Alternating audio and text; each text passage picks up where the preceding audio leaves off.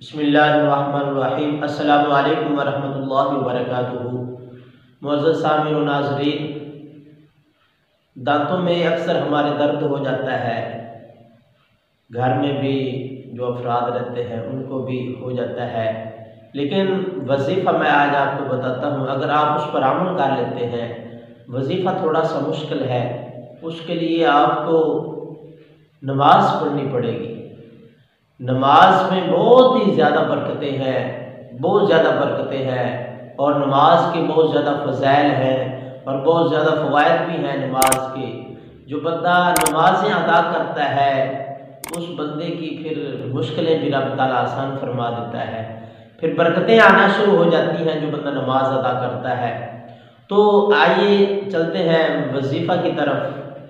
तो नमाज आपने पढ़नी है पाबंदी के साथ। अगर आप चाहते हैं ना कि आपके दांतों में दर्द ना हो, कोई बीमारी ना हो, तो नमाज के साथ जब बंदा दुआ मांगता है, या अल्लाह मेरी बीमारियां दूर कर दे, तो रब ताला फिर बीमारियां भी दूर कर देता है।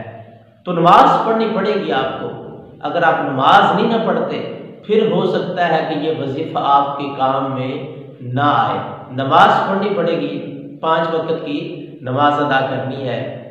तो वजीफा ये है कि जब हम इशा के नमाज के बाद वितर अदा करते हैं, तो वितरों में जो बंदा पहली रकात में सूरह नसर पढ़ेगा, यानी इज़ा जाअ नसरुल्लाहि वल फतह, जो बंदा पहली रकात में ये सूरह पढ़ेगा सूरह फातिहा के बाद, जो 7 सूरत मिलाते हैं उसमें पहली रकात में जब सूरह फातिहा के बाद सूरत पढ़ेंगे इज़ा जाअ नसरुल्लाहि वल फतह, तो और दूसरी रकात में जब हम सूरह फातिहा पढ़ते हैं, सूरह फातिहा के बाद जो सूरत पढ़ते हैं, दूसरी रकात में जो पढ़ेगा तब्बत यदा अबी लहब व तब, और तीसरी रकात में जब हम सूरह फातिहा पढ़ते हैं, सूरह फातिहा के बाद 7 सूरत मिलाते हैं, तीसरी रकात में भी वित्रों में तीसरी रकात में भी सूरत मिलाना वाजिब है।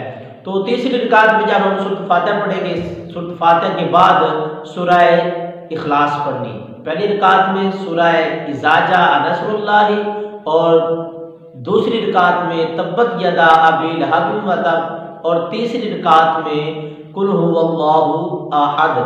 ये तीनों सूरतें अगर कोई बंदा याद कर लेता है, मुश्किल नहीं है, बहुत ज़्यादा आसान है।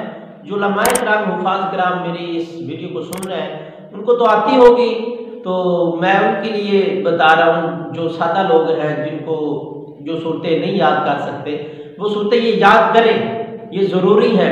अब ये सूरतें तो हर एक मुसलमान को आनी चाहिए। नमाज के अंदर जब हम पढ़ते हैं तो हर रकात में हम अलग-अलग सूरत पढ़ सकें। बाकी काम हमें याद रह जाते हैं, हर चीज़ का हमें याद है। किसी से हमने पैसे वसूल करने हो, वो उसका नाम हमें नहीं भूलते, पैसे नहीं भूलते, इससे हमने पैसे लेने हैं, उनको भी याद करना है।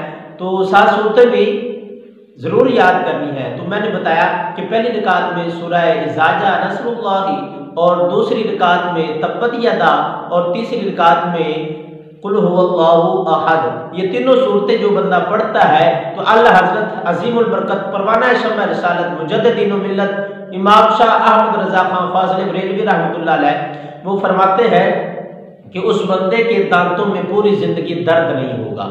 जो बंदा इस नुस्खे पर अमल कर लेता है उसके दांतों में पूरी जिंदगी अमल नहीं होगा। मामूल के साथ आपने ये काम करना है कि हर रोज जब भी वितर पढ़े तो हर रोज वित्रों में यही सूरतें पढ़े। कभी कभार कोई और पढ़ ले तो हर्ज नहीं है, लेकिन अक्सर बेशतर आपने यही